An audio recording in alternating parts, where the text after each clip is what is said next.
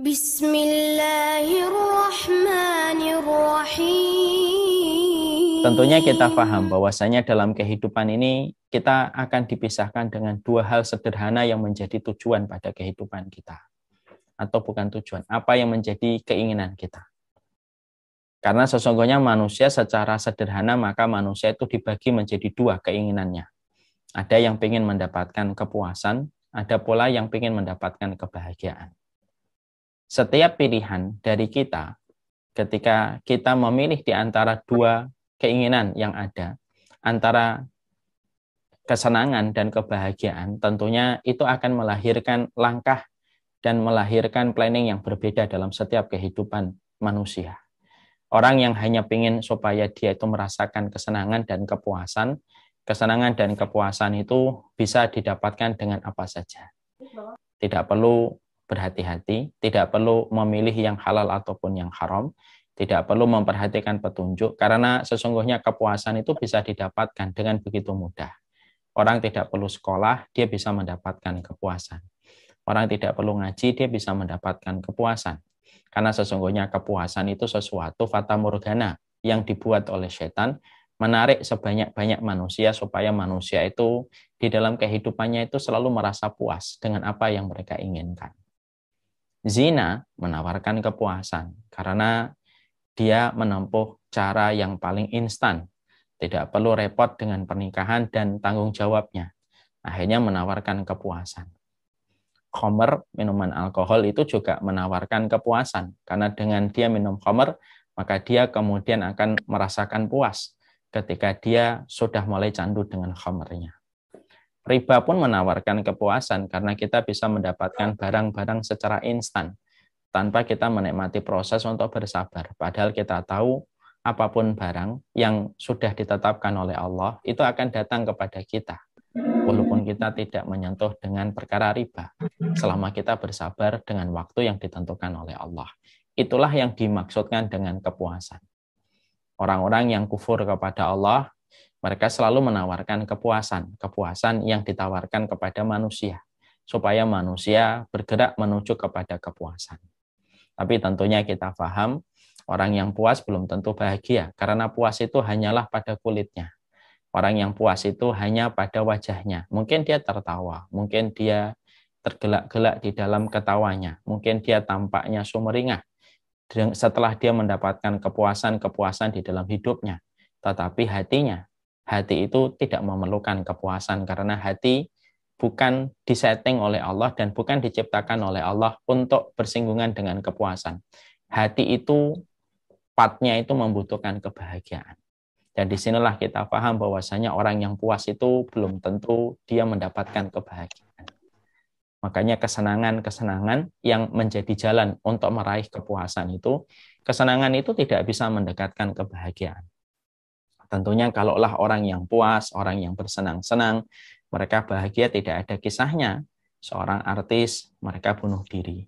Tidak ada kisahnya orang ketika mereka lagi di puncak-puncak karirnya mereka memakai narkoba, dan mereka tidak perlu pergi ke klub, ke diskotik kalau mereka merasakan kebahagiaan.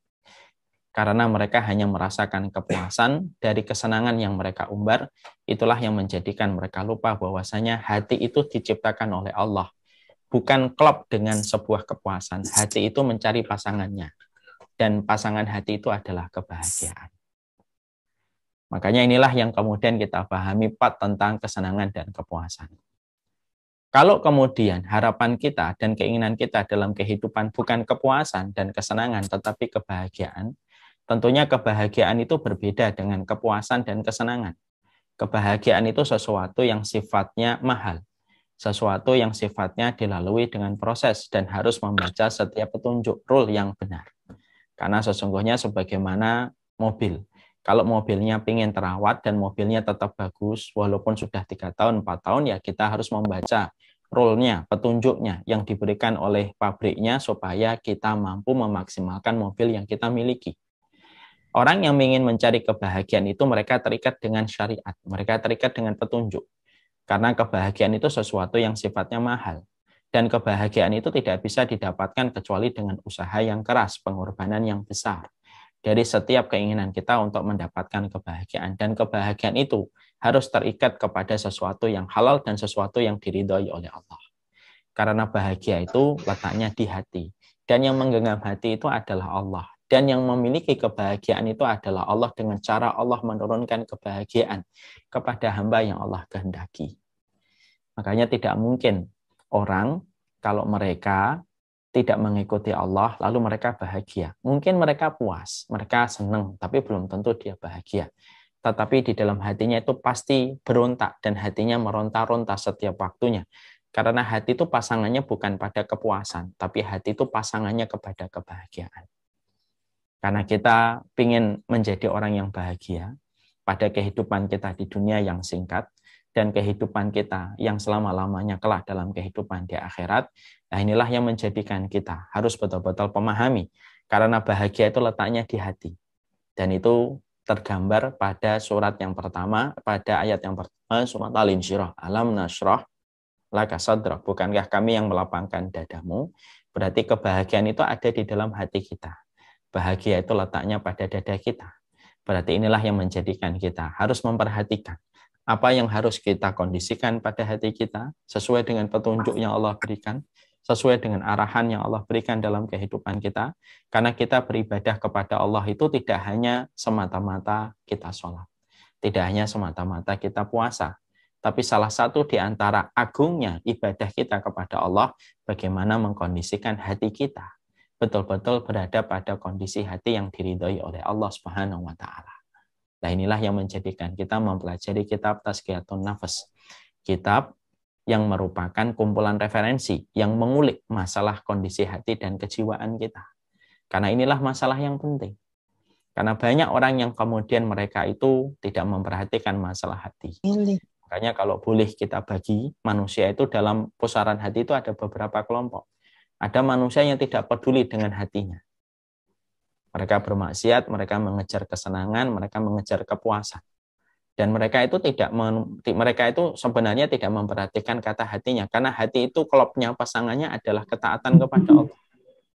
Makanya orang semacam ini terkadang suka ngomong, kalau saya sih mengikuti kata hati. Salah.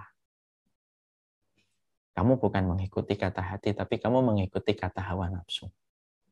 Ya. Karena orang yang bermaksiat dan berdosa itu mereka tidak berdialog pada hatinya, tetapi berdialog pada hawa nafsunya. Manusia itu gampang sekali ngomong, saya ngikutin kata hati kok. Padahal dia itu sedang tidak mendengarkan kata hatinya. Karena dia tidak tahu hatinya itu yang mana, kapan berkata, dan apa yang dikatakan. Ada manusia yang kedua, mereka menjadi muslim. Mereka kemudian melakukan ibadah, tetapi ibadah yang mereka lakukan tidak menjadikan mereka secara otomatis memperhatikan hatinya. Akhirnya ibadahnya itu tanpa kekuatan hati dan tanpa konsentrasi jiwa. Kadang-kadang sholat, tapi sholat yang dilakukan itu ya hanya sekedar autopilot, tidak lebih dari gerakan ketika dia merasa sudah masuk waktunya zuhur, asar, maghrib, isya. Tapi tidak ada hati yang dihadirkan pada setiap ibadah yang dilakukan. Akhirnya kalau ada orang yang beribadah tapi tidak pernah memperhatikan hatinya, yang terjadi apa? Bisa jadi secara zahir dia ibadah, tapi hatinya porak-poranda. Ya, dia penuh dengan kebencian, penuh dengan hasad, pikirannya kotor, kemudian jiwanya juga keruh, sering sombong dengan apa yang dilakukan.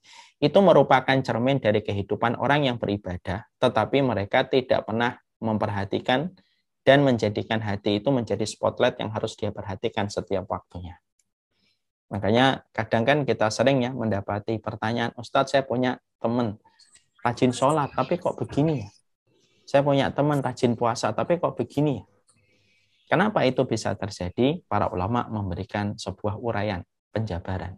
Ada orang yang mereka ibadahnya bagus, penampilan ketaatannya bagus, tetapi hatinya porak-poranda ketika hatinya itu tidak sama sekali sesuai dan relevan dengan ibadahnya karena dia hanya memperhatikan ibadah fisiknya, tapi tidak pernah mengkondisikan bagaimana hatinya. Padahal Islam itu sangat detail kalau sudah bicara tentang masalah amalan hati. Syukran ya Rabbi, syukran, hadaita qalbi, syukran.